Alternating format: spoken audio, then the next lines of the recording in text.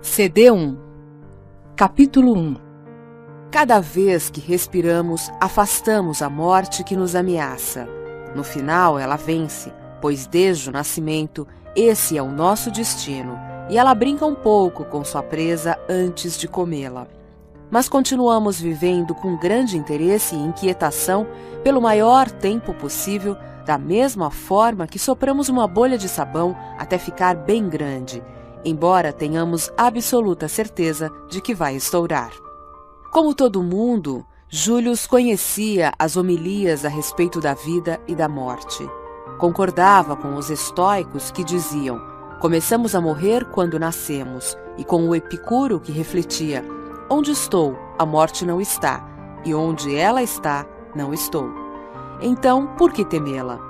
Como médico e psiquiatra tinha dito baixinho esse consolo no ouvido dos doentes graves. Embora acreditasse que essas sombrias reflexões fossem úteis para seus pacientes, Július jamais achou que tivessem algo a ver com ele.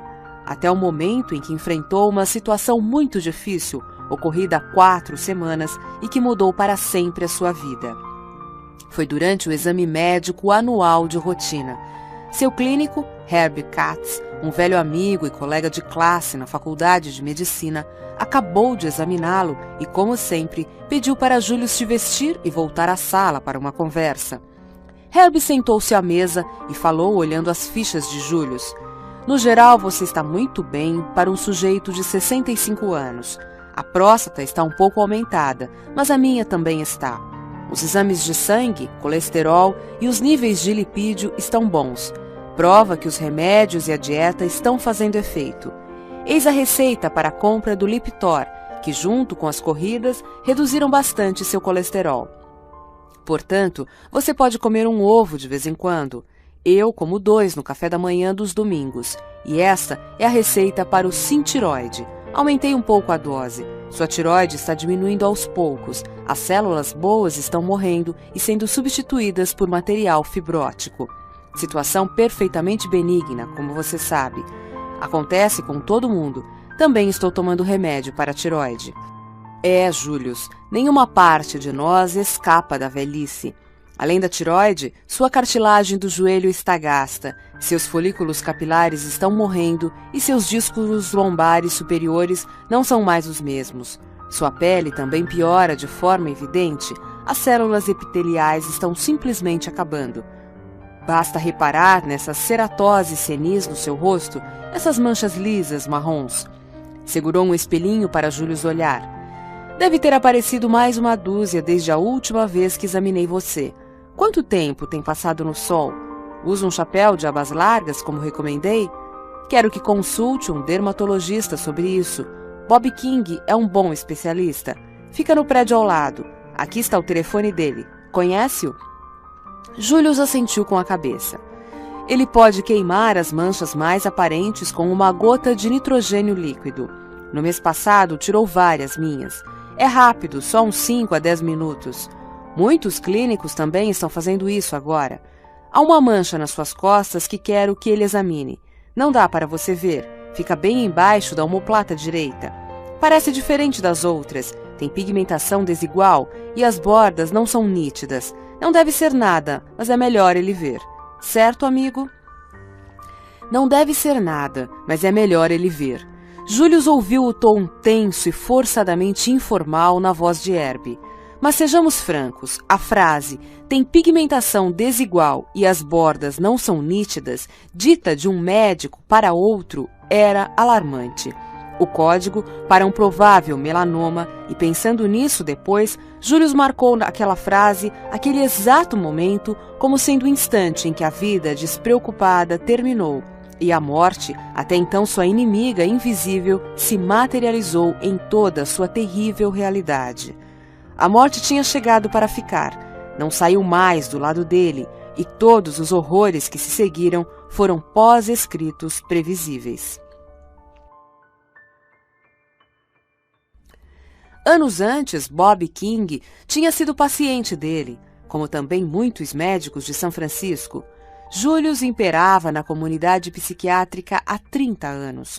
Como professor de psiquiatria na Universidade da Califórnia, tinha treinado levas de estudantes e 5 anos antes havia sido eleito presidente da Associação Americana de Psiquiatria. A fama dele? De médico dos médicos, terapeuta de ponta, um bruxo sagaz e disposto a fazer tudo para ajudar o paciente. Foi por isso que 10 anos antes Bob King o procurou para tratar seu velho vício em Vicodin, a droga que viciava os médicos porque era muito fácil de conseguir. Na época, King estava com muitos problemas. Tinha aumentado muito sua necessidade de consumir a droga, pois o casamento estava acabando, seu consultório ia mal e ele precisava do remédio todas as noites para dormir.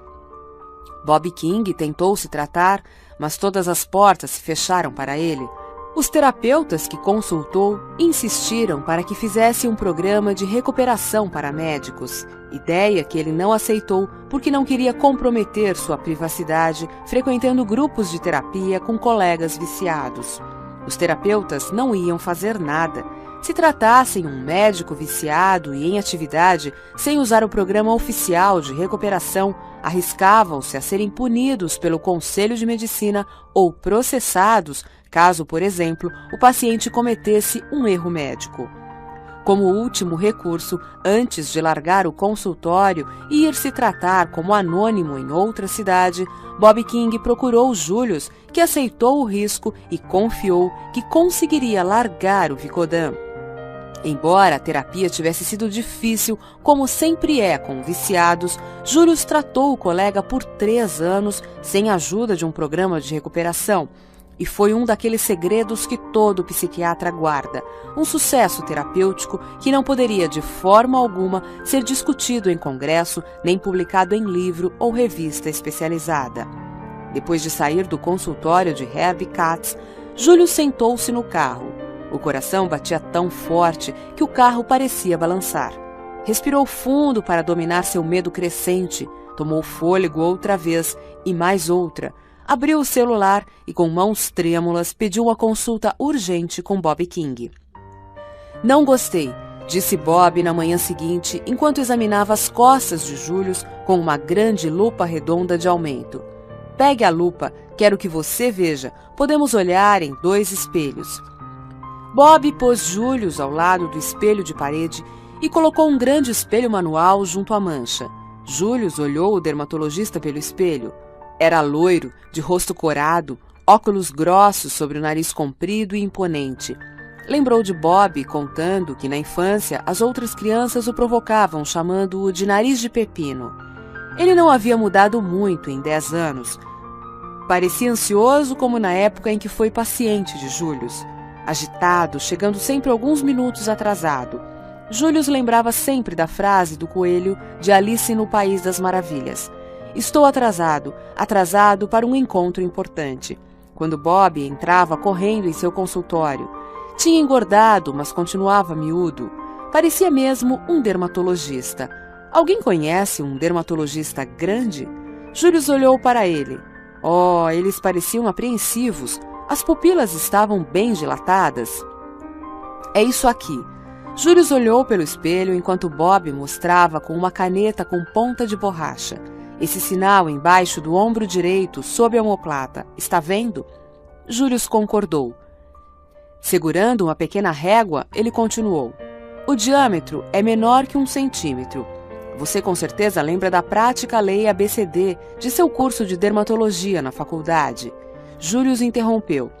Não lembro nada do curso de dermatologia na faculdade. Faça como se eu fosse idiota. Certo. ABCD. A de assimetria. Olha aqui. Ele passou a caneta por cima da lesão. Não é bem redonda como todas as outras nas suas costas. Veja, essa aqui e essa, disse apontando para 2 pequenas manchas próximas. Julius tentou quebrar a tensão respirando fundo.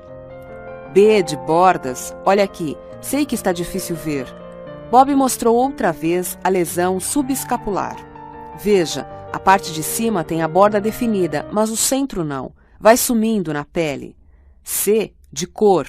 Aqui, desse lado, veja que é marrom claro.